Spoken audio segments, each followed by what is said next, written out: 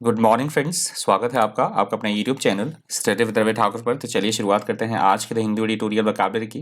Vocabulary से आज का पहला वर्ड है पिलग्रिम। पिलग्रिम यहाँ पे नाउन की तरह यूज हुआ है। पिलग्रिम का मतलब होता है ऐसे लोग जो कि किसी धर्म स्थान पे जाते हैं। तीर्थ यात्री जिन्हें बोला जाता है, जो चारों धामों की यात्रा पे जाते हैं, या इस तरह से जो किसी रिलीजियस पर्पज से जाते हैं, उन्हें बोला जाता है Pilgrim. Pilgrims are people who journey to a holy place for a religious reason is called pilgrim. Pilgrim के synonyms आप देख सकते हैं traveler, wanderer, explorer, tourist और adventurer. Antonyms है इसके resident, citizen और indigenous. Example आप देख सकते हैं every year lakhs of pilgrims come to many temples. तो ये हम सभी जानते हैं कि बहुत सारे मंदिरों में प्रत्येक साल जो है श्रद्धालुओं का तांता लगा रहता है। श्रद्धालु वहां पे जाते रहते हैं दर्शन करने के लिए। अगला हमारा शब्द है कंबरसम। कंबरसम यहाँ पे एडजेक्टिव की तरह यूज हुआ है। कंबरसम का मतलब होता है ऐसे ऐसा कोई काम जो बेहद कठिन हो, बहुत ज्यादा दुष्कर होना, जटिल होना, उसे बोला जाता है कंबरसम। या फिर ऐसी कोई चीज जो बेहद भारी भरकम हो, उसे भी बोला जाएगा कंबरसम।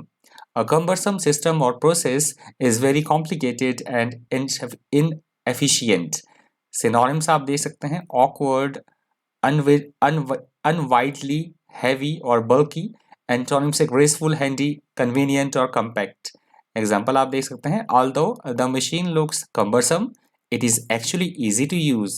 इसके बावजूद कि किसी तरह की मशीन की बात हो रही थी, वो बहुत ज़्यादा भारी भरकम लग रही थी, बहुत ज़्यादा जटिल या दुष्कर लग रही थी, परंतु एक्चुअली में वो यूज़ करने के लिए, चलाने के लिए बहुत ही आसान थी, उपयोग करने के लिए बहुत ही ईजी थी। अगला हमारा शब्द है श्राइन। श्राइन यहाँ पे नाउन की तरह यूज हुआ है। श्राइन का मतलब होता है पवित्र जगह से, जैसे मंदिर, मस्जिद, गुरुद्वारा, उसे बोला जाता है, या चर्च, उसे बोला जाएगा shrine. A shrine is the holiest place inside a holy building such as temple और मॉस्क। सिनोनिम्स आप देख सकते हैं sanctum, sanctuary, holy place, temple, altar. Antonyms है फेटलिटी, हेजर्ड, मॉसिकर और पैरल। एग्जाम्पल देख लीजिए, the shrine entrance is guarded by huge द्वारपाल्स। तो जो मंदिर की जो एंट्रेंस थी, वहां पे दो बड़े बड़े हट्टे कट्टे द्वारपाल के द्वारा वो गार्ड की जा रहा था। जो उसका गेट था, वहां बड़े मतलब दो हट्टे कट्टे मोटे द्वारपाल मौजूद थे उसकी एंट्रेंस पे, मंदिर की। अगला हमारा शब्द है सर्क्यूटस। सर्क्यूटस यहाँ पे एडजेक्टिव की तरह यूज हुआ है। सर्क्यूटस का मतलब होता है ऐसा रास्ता या ऐसी सड़क जो बेहद लंबी हो और साथ साथ वो घुमावदार भी हो, उसे बोला जाता है circuitous. A circuitous route is long and complicated rather than simple and direct. Synonyms आप देख सकते हैं round about, indirect, devious, oblique और वाइंडिंग। एंटोनिम्स है डायरेक्ट, स्ट्रेट, फ्रैंक, ऑनेस्ट और कॉम्पैक्ट। एग्जाम्पल आप देख सकते हैं the route through the forest seemed circuitous but the journey was pleasant. तो किसी रास्ते की बात की जा रही है कि जंगल का जो रास्ता था, भले ही वो लंबा और घुमावदार हो, परंतु वो बहुत ही ज्यादा खुशनुमा था, मतलब अच्छा था। अगला हमारा शब्द है फ्रॉड। यहाँ पे ये वर्ड एडजेक्टिव की तरह यूज हुआ है। फ्रॉड का मतलब होता है ऐसी कोई चीज़ जो हमारे लिए बेहद खतरनाक हो, या हमें चिंता में डाल दे, परेशानी में डाल दे, परेशान कर देने वाली अरुचिकर बातों से परिपूर्ण कोई स्थिति, उसे बोला जाता है fraud. If a situation or action is fraught with problems or risks, it is filled with them. Synonyms आप देख सकते हैं tense, anxious, charged और stressed. Antonyms empty, devoid, destitute और dead. एग्जाम्पल देख लीजिए, the earliest operations employing this technique were fraught with dangers. तो किसी टेक्निक की बात हो रही है कि उसकी वो टेक्निक जब शुरू शुरू में मतलब अपनाई गई, तो उसमें बेहद सारे खतरों का जो है वो सामना, अरुचिकर बातें फेस करनी पड़ी, बहुत सारे खतरों का सामना करना पड़ा उस टेक्निक, उस पद्धति को अपनाते समय, शुरू शुरू में जब वो अपनाई गई। अगला हमारा शब्द है मॉडिकम। मॉडिकम वर्ड यहाँ पे नाउन की तरह यूज हुआ है। मॉडिकम का मतलब होता है बहुत थोड़ी मात्रा में होना, अल्प मात्रा में होना, और स्पेशली वो कोई अच्छी चीज हो, कोई सुखद चीजें हो जो हमें सुख पहुंचाए, उनका कम मात्रा में होना, अल्प मात्रा में होना, उसे बोला जाता है modicum. A modicum of something, specially something that is good और desirable, is a reasonable but not large amount of it. Synonyms आप देख सकते हैं बिट, माइट, लिटिल, मिनिमम और हिंट। एंटोनिम्स है abundance, लॉट, सरप्लस और बैरल। एग्जाम्पल भी आप देख सकते हैं मॉडिकम ऑफ सक्सेस या लक। तो इस तरह से बात की जा रही है, इस तरह की अपर्याप्तता की, असफलता या फिर लक की।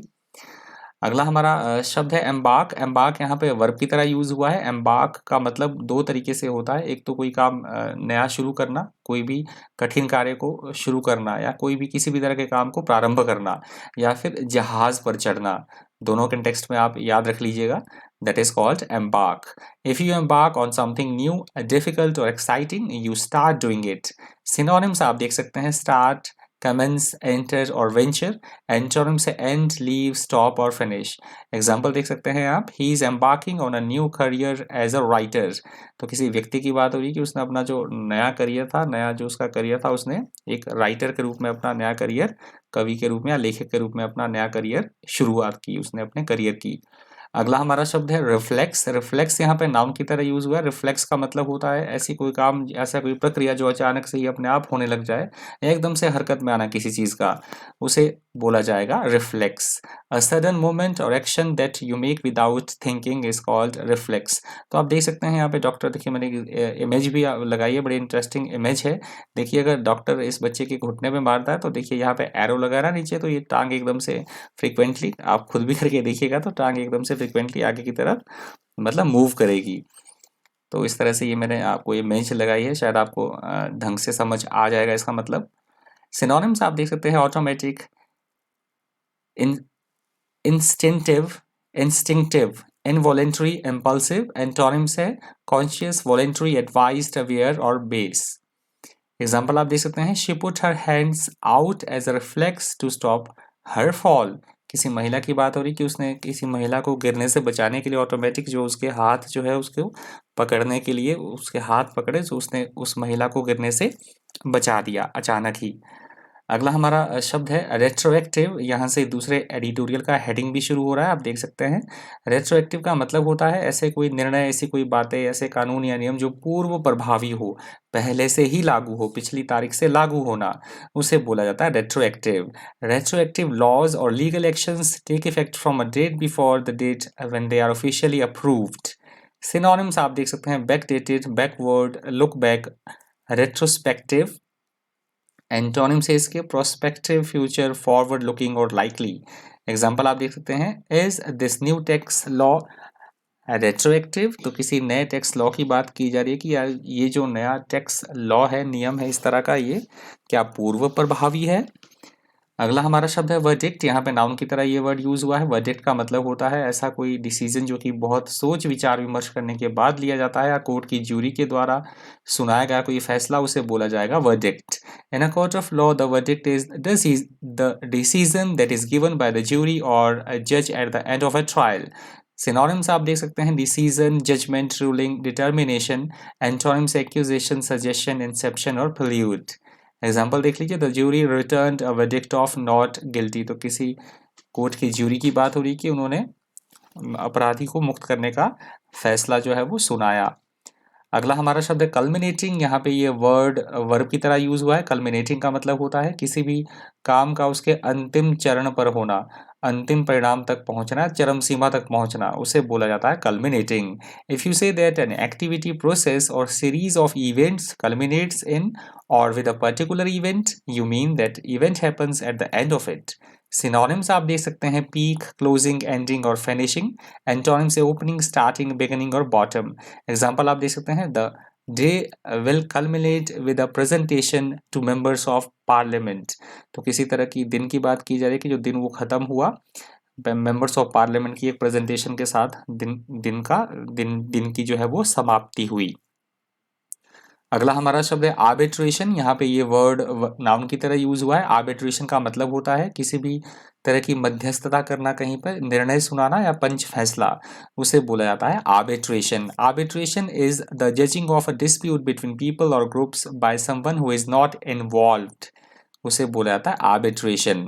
सिनोनिम्स आप देख सकते हैं, मेडिटेशन, इंटरसेशन, इंटरवेंशन और सेटलमेंट। एंटोनिम्स इसके इंसाइटेशन, चैलेंज और अफरंट। एग्जाम्पल देख लीजिए, the matter is likely to go to arbitration. किसी तरह के इशू की बात की गई है, मैटर की बात की गई है कि वो जो है अब मतलब निर्णय मध्यस्थता में, वो जो मैटर है मध्यस्थता के लिए चला गया है, निर्णय के लिए उस पर भी निर्णय होना है। अगला हमारा शब्द है डेथरिंग। डेथरिंग यहाँ पे वर्ब की तरह यूज हुआ है। डेथरिंग का मतलब होता है एकदम से उलझन में होना, किसी बात को लेकर हम हिचकिचा रहे हैं, उलझन में है, डिसीजन नहीं ले पा रहे हैं, हिचकिचाना, उसे बोला जाएगा डेथरिंग। When someone dithers, they hesitate because they are unable to make a quick decision about something.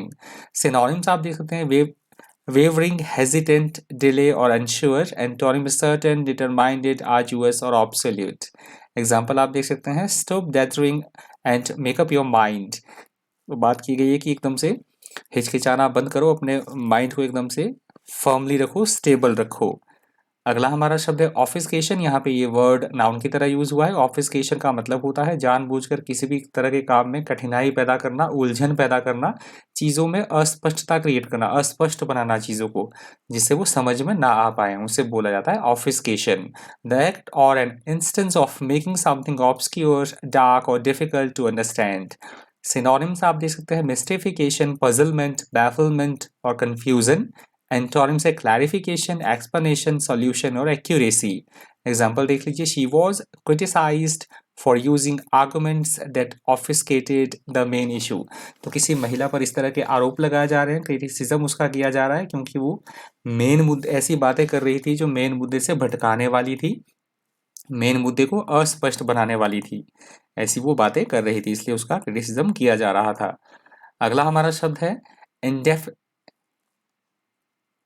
Indemnify, माफ कीजिएगा, इंडेमनीफाई। इंडेमनीफाई यहाँ पे वर्ब की तरह यूज हुआ है। इंडेमनीफाई का मतलब होता है हम किसी को गारंटी दे रहे हैं कि किसी को किसी तरह का यदि नुकसान होता है तो हम उसकी क्षतिपूर्ति करेंगे।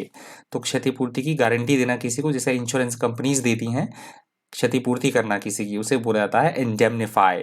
To indemnify someone against something bad happening means to promise to protect them specially financially if it happens.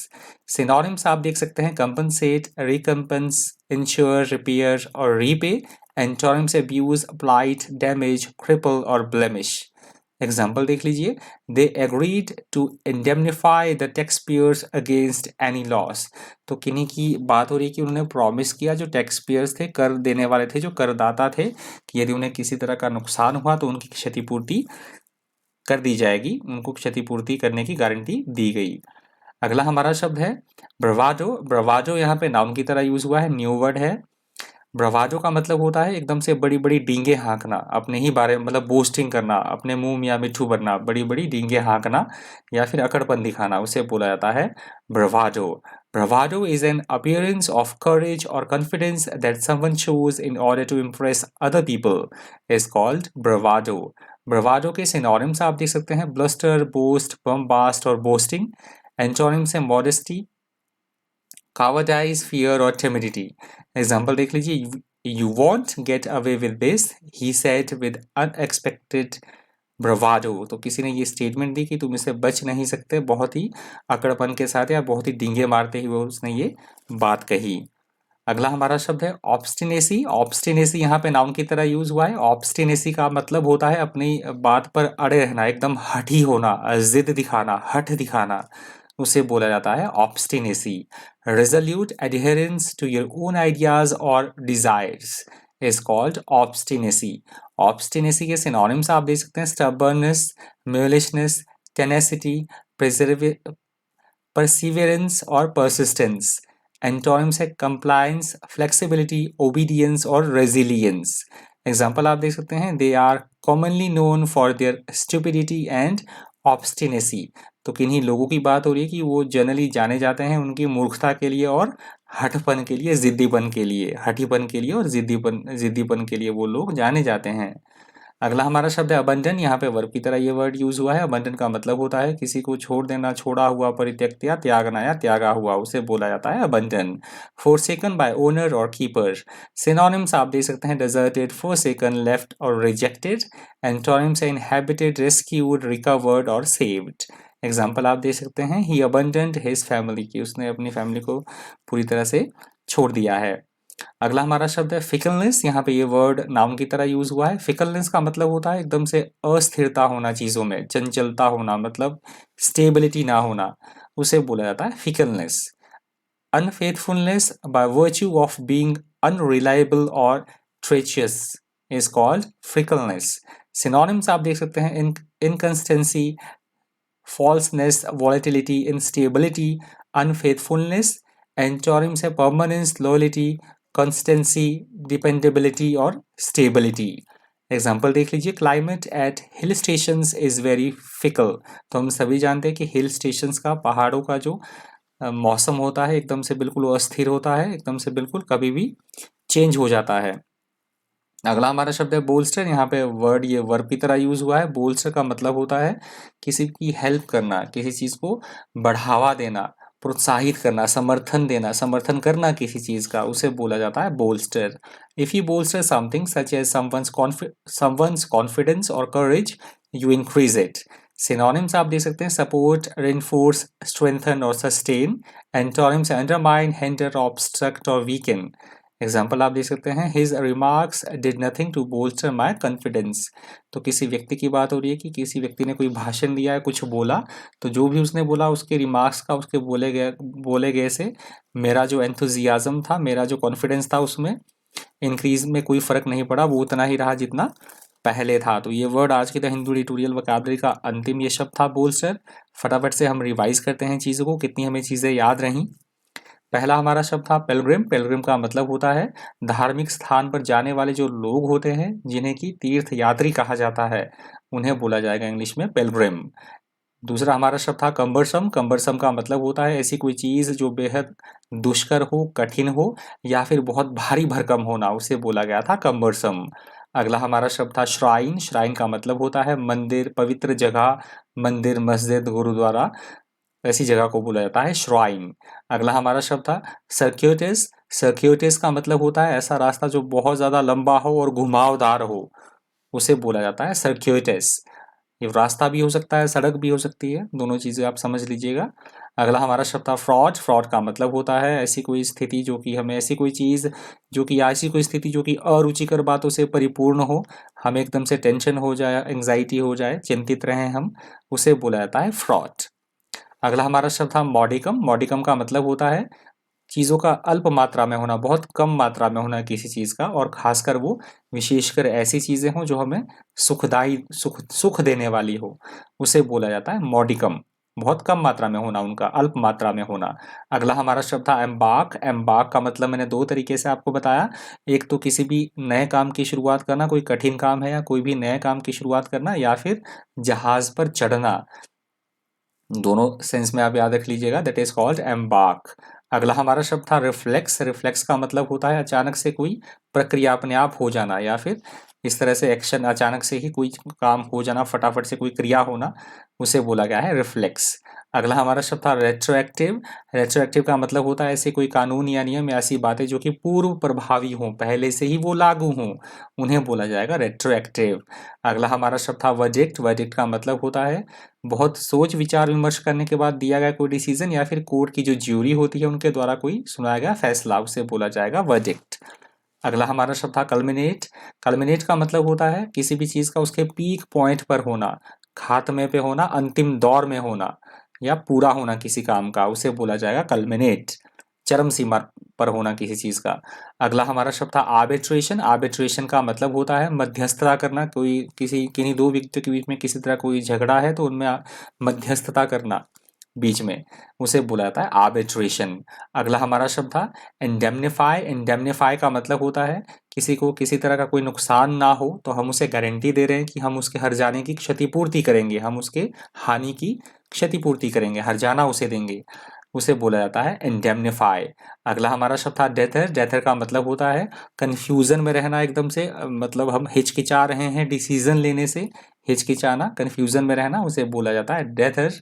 अगला हमारा शब्द था ऑफिसकेशन। ऑफिसकेशन का मतलब होता है जानबूझकर चीज़ों को कॉम्प्लिकेटेड करना, अस्पष्ट बनाना चीज़ों को, जो कि समझी ना जा सके जल्दी जल्दी किसी के द्वारा, उसे बोला गया था ऑफिसकेशन। अगला हमारा शब्द था ब्रवाडो। ब्रवाडो का मतलब होता है अपना ही मतलब प्रेज करना, अपनी ही डींगे हाँकते रहना, अपने ही बारे में तारीफ करना, उसे बोला गया था ब्रवाडो। अगला हमारा शब्द था ऑब्स्टिनेसी। ऑब्स्टिनेसी का मतलब होता है अपनी बात पर अड़े रहना, हठी होना, एकदम से कट्टरपन दिखाना, उसे बोला गया था ऑब्स्टिनेसी। अगला हमारा शब्द था अबंडन। अबंडन का मतलब होता है किसी भी चीज को छोड़ देना, त्याग देना, दैट इज कॉल्ड अबंडन। अगला हमारा शब्द था फिकलनेस। फिकलनेस का मतलब होता है चीजों में अस्थिरता होना, एकदम से चेंजेस आते रहना फ्रीक्वेंटली, उसे बोला जाता है फिकलनेस, मतलब इंस्टेबिलिटी होना। लास्ट हमारा वर्ड था बोल्स्टर। बोल्स्टर का मतलब होता है किसी को हेल्प करना, प्रेरित करना, प्रोत्साहित करना, किसी काम को करने के लिए हेल्प करना किसी की, उसे बोला गया था बोल्स्टर। तो आई होप आपको आज का सेशन फ्रूटफुल लगा होगा, इन्फॉर्मेटिव लगा होगा। इस वीडियो में इतना ही। इसी तरह के इन्फॉर्मेटिव वीडियोस के लिए बन रही है चैनल पर। Thank you, thanks for watching.